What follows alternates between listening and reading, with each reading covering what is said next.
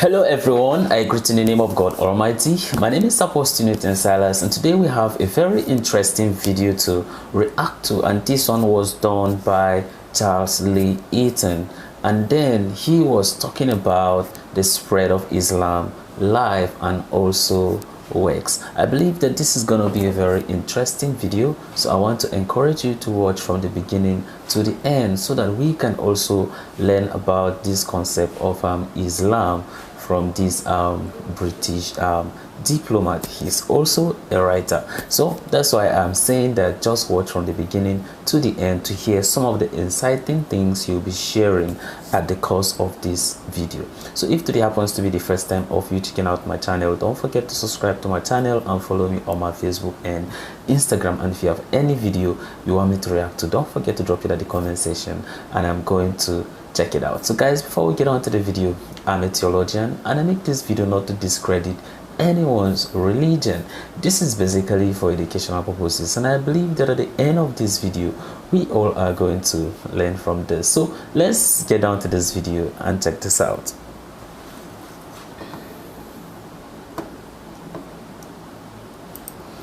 Matters of Faith.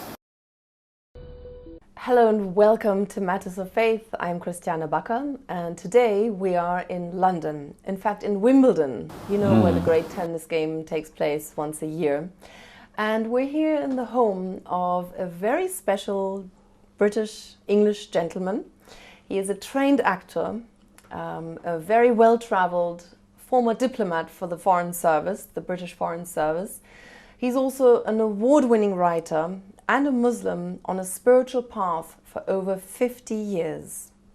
Welcome to Matters of Faith, Mr. Eaton. Hello, Christiane. Thank you very much for having us here in your home. It's a pleasure. How are you feeling? Old. The only straight answer to that. No one would ever know. Could you tell us, how did it all start? You know, let's talk a little bit about your life before we talk about Sufism, our subject today. Yes. I think probably the decisive factor in my life was my very peculiar childhood.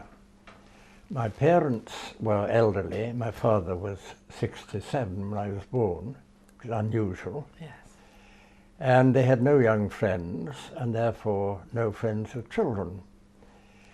And at the same time, I think my mother was determined that I should not be brainwashed, turned into a conventional English creature or whatever. Okay. Her great determination was that I should be an individual thinking for himself. Yeah. Well, of course, the result was that until I was 9, I met no other children. And that, let's face it, is a very, very peculiar situation. And I've always said that in the vicissitudes of life and the odd changes and so on, there are usually advantages and disadvantages. And I can see both in my childhood. It didn't prepare me for dealing with the normal world, dealing with people. I never learned to be competitive, because obviously if you're not with other children, you can't compete. Okay. To such an extent that when I first did go to school, and these boys were playing football, I thought it was very strange, because it must be bad manners. The boy with the ball at his feet didn't give it up to the other boy who wanted it. And equally, and a bigger problem for me, of course, I was with adults the whole time, my mother and my aunts. And a child cannot argue successfully with grown-ups. It's a losing battle. And I learned never to argue. Now, that has been awkward in a way. Okay. It's meant that very often, if people I'm with say things that I thoroughly disagree with, that maybe I even disapprove of, I don't say anything, because I can't involve myself in a normal argument. I'm sure that quality must have helped you as a diplomat later on. It probably did. It probably did. But I said advantages and disadvantages. The discovery when I was finally with other children, other people, it seemed almost miraculous that I could have friends. Okay. And from then on, really, every human encounter has been important and even seemed significant. Even sometimes, you know, casual conversation in an airport lounge or something, I've remembered it as another human contact. Of course, if you had virtually no human contacts when you were a child, then you value them. So, as I said, advantages and disadvantages. But it also meant that there was no imprint on my mind or my soul of modern attitudes, modern ideas, and so on. My mother was determined that nobody should talk about religion to me. She was not actually anti-religious, but why?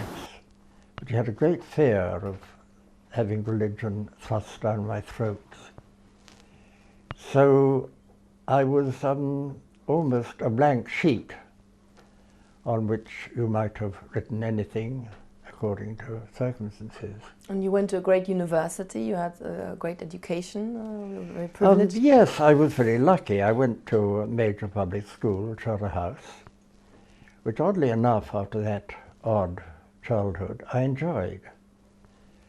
I enjoyed it partly because I made a place for myself as a sort of schoolboy agony aunt.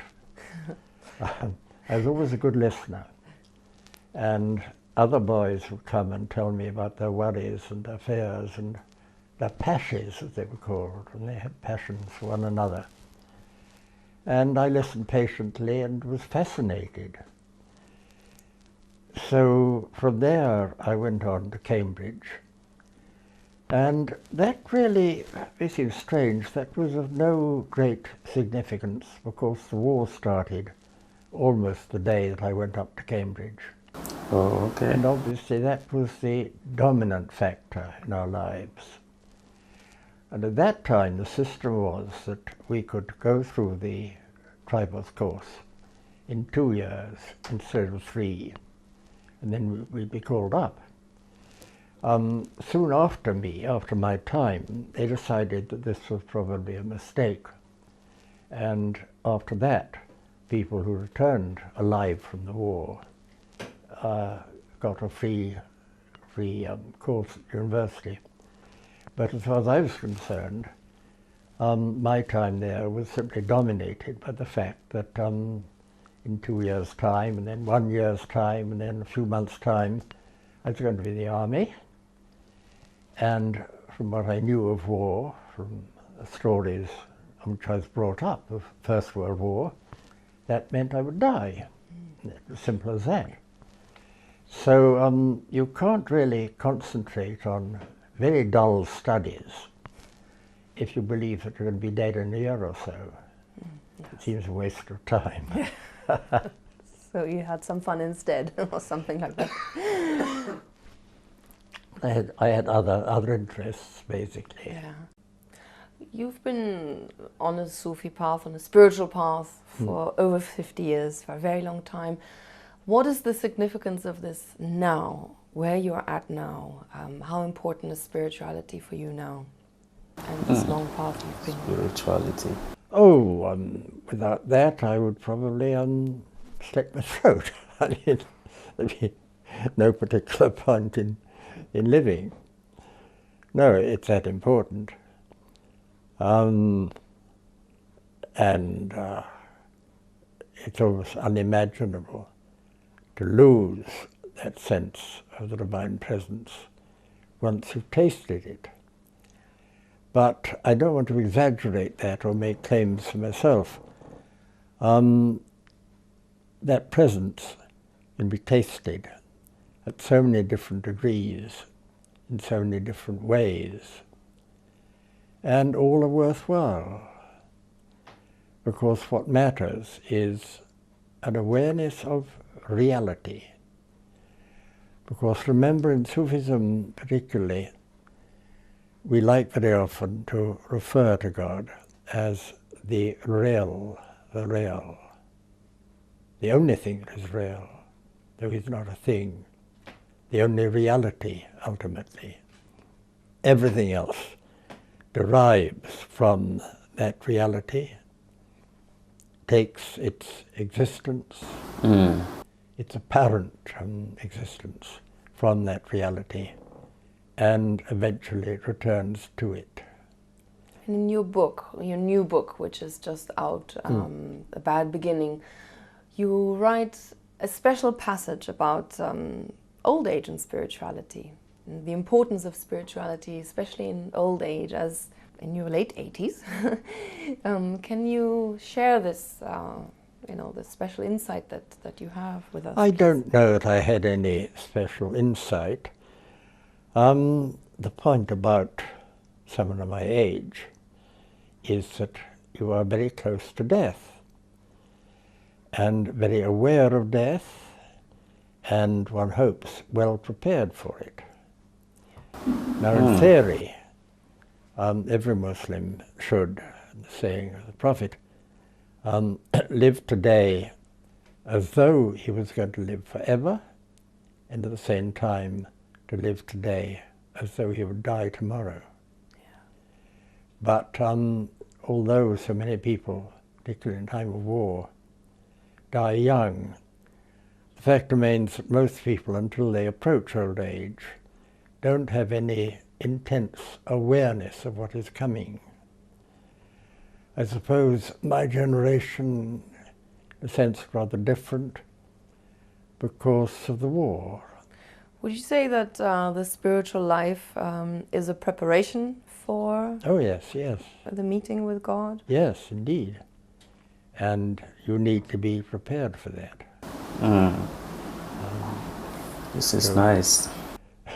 To have that meeting, if you're totally unprepared, would be perhaps some, I don't know. So what's the best preparation? Oh, according again to saying the Prophet, the constant remembrance of God, which we call dhikr, and the constant awareness of death. Let's. Could you tell us a little bit about your autobiography that you've just written, and we've got the cover here because the books are still with the printers at this moment in time. But what is that about, and why did you write it? In fact, I wrote it because at the age of 12, I thought I had discovered the meaning of life and the purpose of life. Because my grandfather, who had had every imaginable adventure, wrote 60 books. And I thought, well, this makes sense. What happens is you live a life and you write about it. There's no point in living if you don't write about it. As simple as that. So that from the time I was 16 or so, I had this desire to write an autobiography, and I waited 70 years before doing so. But what I've done with that, you see, I kept a diary, personal diary, from the age of 12 on. So I tried a technique which some people seem to think has worked quite well. Juxtaposing quotes from the diary and narrative as understood now by me. And sometimes they completely contradict each other, as indeed diary entries do often contradict memories. Yeah.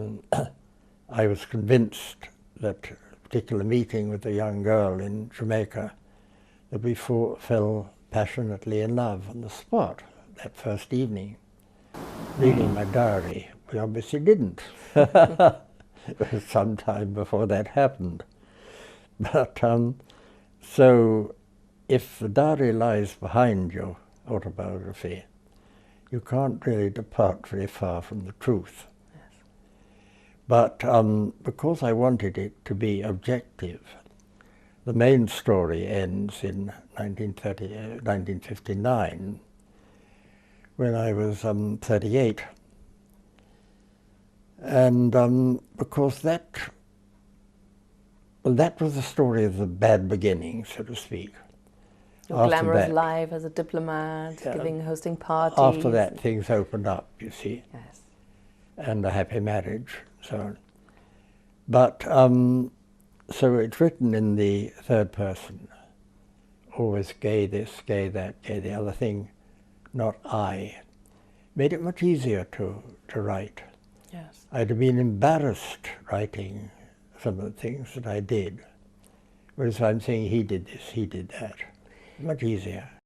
Exactly. On this happy note, we shall take a small break and we'll be back with Matters of Faith in a few moments, where we'll be discussing the nature of God in Islam as in comparison with Christianity, and also talk a little bit more about Sufism and what we all lack in life as Muslims. See you there. Whoa, that's a very interesting video, listening to Charles Eaton, that's former British diplomat and also an author, sharing matters about life, sharing about his 50-year, you understand, in Islam. And of course, he wrote so many books, and one of them was The Bad Beginning, as a part to Islam. I believe that some of us have learned a lot, you understand, from some of the things, you understand, he was saying. One thing that he pointed out that kind of struck my mind was when he was talking about God and how prepared, you understand, will you be, and then sharing his experience and saying that as for his age, that's why he wrote the book Bad Beginning as a part to Islam. It means that he tried to share about some of the things, you understand, he does, he traveled, he do this, become a diplomat, and also his experience in the times of the World War II.